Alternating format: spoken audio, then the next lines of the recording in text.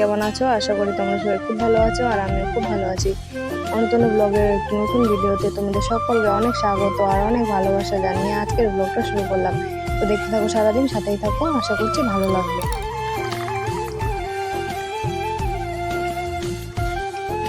তো দেখো সকাল সকাল এখানে আমি চা করে নিয়েছি আর এখন আমি হচ্ছে চা খাবো। তো বাড়িতে কেউ ছিল না, অনুর বাবা তো গেছে গাড়ি নিয়ে আর ভাই গেছে হচ্ছে আমাদের বাড়িতে, মানে আমার শ্বশুর বাড়িতে। ভাইয়ের যেহেতু দাঁতে পোকা, তো খুবই ব্যথা, সেই জন্যই গেছে আমার শাশুড়ির কাছে। আমার শাশুড়ি দাঁতের ব্যথার আবার ওষুধ দিতে পারে, সেই জন্য। আর দেখো আমি কাপের মধ্যে চা ঢাললাম ঠিকই, কিন্তু আমি তো খাচ্ছি গ্লাসে করে। তো সেটা হচ্ছে কাপের মধ্যে দিয়েছি একটা জেঠিমাকে, জেঠিমা এসেছিলো, তো জেঠিমাকে দিয়েছিলাম চা। আর আমি হচ্ছে নিয়েছি গ্লাসে, কারণ আজকে দুধ চা করেছি আর আমার দুধ চা খেতে খুবই ভালো লাগে।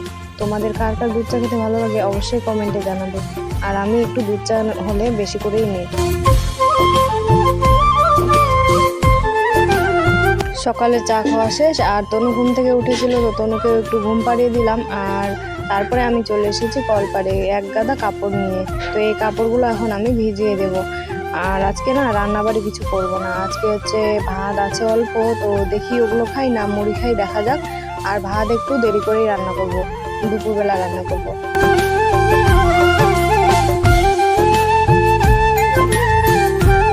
তোমাদেরকে এখানে আমি কি দেখালাম বলো তো, মানে জামা কাপড়গুলো তো ধুচ্ছি, তো প্যান্টের পকেটে হাত দিয়ে দেখছিলাম যে কিছু টাকা পয়সা পাওয়া যায় নাকি, কিন্তু কোনোদিনই সেটা সম্ভব না, মানে কোনোদিনই আমি পাইনি।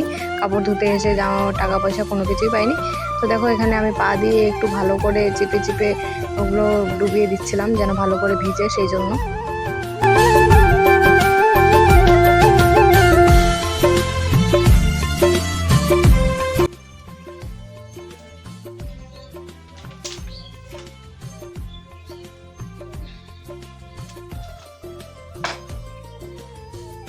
দেখো এই যে শাকগুলো শুকিয়ে গেছে, পাট শাক, তো এগুলো কাটে বাছে রাখবো আর দুপুরে রান্না করবো।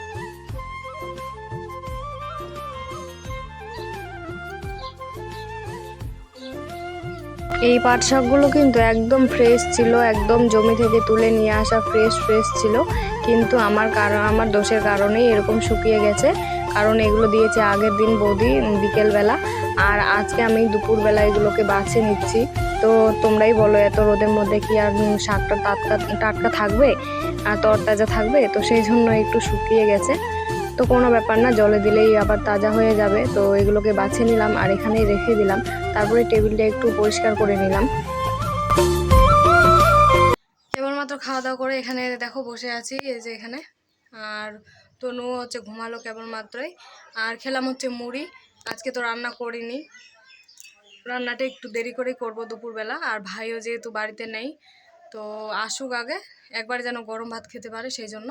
তো দেখি কখন রান্না করা যাচ্ছে। আর আমি এখন মুড়ি খেলাম, আবার তারপর সেন্টার তো যাবো, খিচুড়ি তো নিয়ে আসবোই, তো ওগুলোই কিছু একটা খেয়ে নেব। আর একার জন্য না রান্না করতে ইচ্ছে করে না। তোমাদের কার কার সাথে এরকম হয় বলো তো? আর অনুর চিন্তা নেই, অনুকে আমি খাইয়ে দিয়েছি। তো এখন হচ্ছে তনু তো ঘুমালো, তো চলো কাজগুলো আগে করে নিই, যে কাজগুলো বাকি আছে সেই কাজগুলো একটু করে নিই। তো নাহলে আবার ও উঠে গেলে কাজ করতে পারবো। এই যে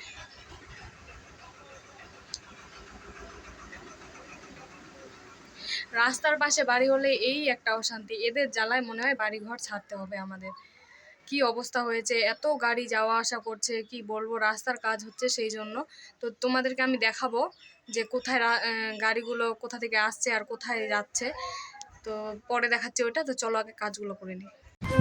তো দেখলে তো রাস্তার পাশে বাড়ি হলে এই একটা জ্বালা, রাস্তা দিয়ে গাড়ি যায় সব সময়, এত আওয়াজ হয় কি আর বলবো। আর আমাদের এখানে রাস্তার কাজ চলছে, মানে আমাদের বাড়ির পাশে রাস্তার কাজ চলছে, আর তার মধ্যে আবার জলের ট্যাঙ্কি হচ্ছে। তো সেই জন্যই গাড়িগুলো খালি আসা যাওয়া করছে। আর গাড়ি বলতে হচ্ছে ট্রাক্টরের তো আওয়াজ তোমরা জানোই। তো এগুলোর অশান্তিতে মনে হচ্ছে বাড়ি ছেড়ে কোথাও চলে যাই, না একটু বসে শান্তি আছে আর না একটু শুয়ে শান্তি আছে। তনুকেও ঘুম পাড়িয়ে দিচ্ছি, কিন্তু গাড়ির শব্দে উঠে যাচ্ছে। তো কি বলবো, আর কিছু করার নেই, রাস্তার পাশে বাড়ি তো সহ্য করেই থাকতে হবে। আর আমার এখানেও যা অসুবিধা, শ্বশুরবাড়িতেও তাই অসুবিধা। শ্বশুরবাড়িও তো একদম মেন রোডের ধারে, আর এটা আমাদের মেন রোড না ঠিকই, কিন্তু এত গাড়ি চলে কি আর বলবো।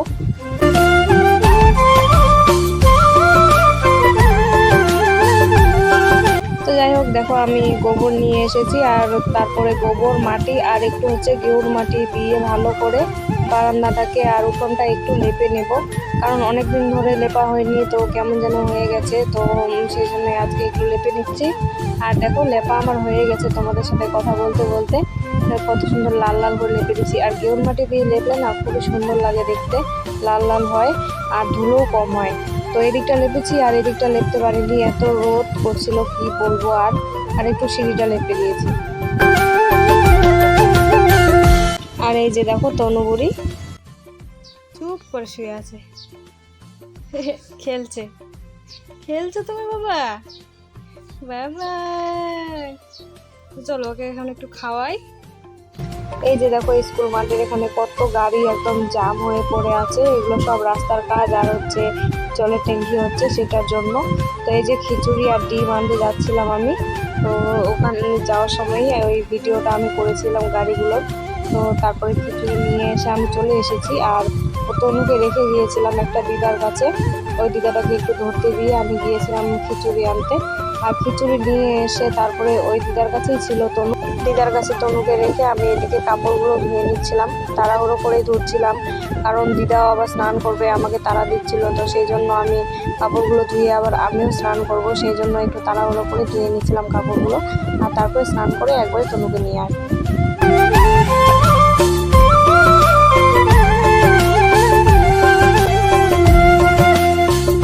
আর কাপড়গুলোকে এখানেই রেখে দিলাম, পরে শুকোতে দেবো সেই জন্য। তো একটু শুয়েছিলাম, সকাল থেকে উঠে কাজগুলো যে করছি, তো একটু বসার টাইমটাও পাইনি। তো তারপরে একটু কাপড় চোপড়গুলো ধুয়ে তো তনুকে তো রেখে এসেছিলাম একটা দিদার কাছে, ওকে নিয়ে আসলাম, নিয়ে আসে ওকে স্নান করিয়ে ঘুম পাড়ালাম, অনুকে স্নান করিয়ে ঘুম পাড়ালাম, আবার খাওয়াইছি অনুকে খিচুড়ি।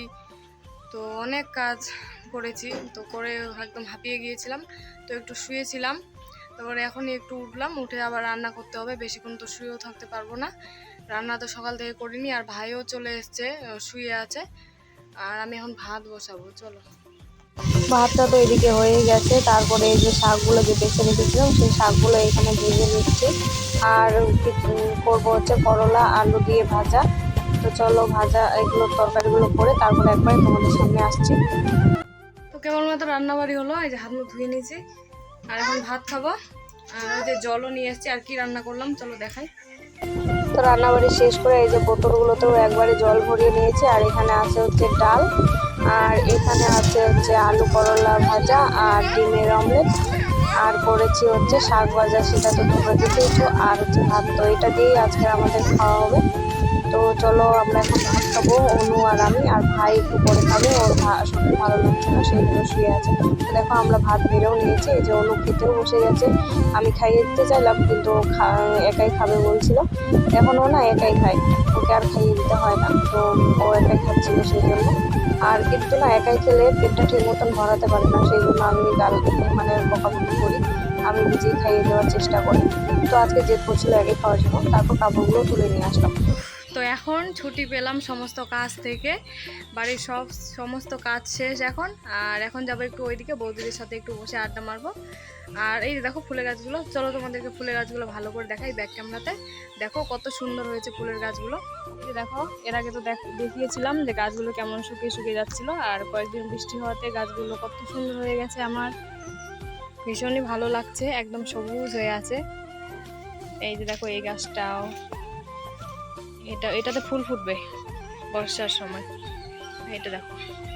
তো গাছগুলো দেখে যেন মন প্রাণ সব জুড়িয়ে যায়। আর এই যে এই ফুলের গাছটার পাশে দেখতে পাচ্ছ ফুলের গাছটা, ওটা হচ্ছে রঙন ফুলের গাছ। তো বর্ষার টাইম আসলে রঙন ফুলটা ফুটবে, তখন দেখবে তোমরা। তোমাদের কাছ থেকে বিদায় নিচ্ছি আজকে এই পর্যন্তই, আর দেখা হবে তোমাদের সাথে একটি পরের ভিডিওতে। আর ভিডিওটি যদি ভালো লাগে তাহলে অবশ্যই লাইক কমেন্ট আর শেয়ার করে দেবে, আর একটা কমেন্ট করবে যাতে বুঝতে পারি যে তোমরা আমার ভিডিও দেখছো। আর ভিডিও যদি ভালো না লাগে সেটাও কমেন্ট করে বলবে যে কোন জিনিসটা ভালো লাগছে না, তাহলে সেটার মতন করে চেষ্টা করব ঠিক করার। আর একদমই নতুন, আমি এর আগে কখনোই ভিডিও করিনি, এই কয়দিন হচ্ছে ভিডিও করা। তো প্লিজ একটু সাপোর্ট করো, তোমাদের সাপোর্ট আমার খুবই প্রয়োজন। তো চলো টাটা।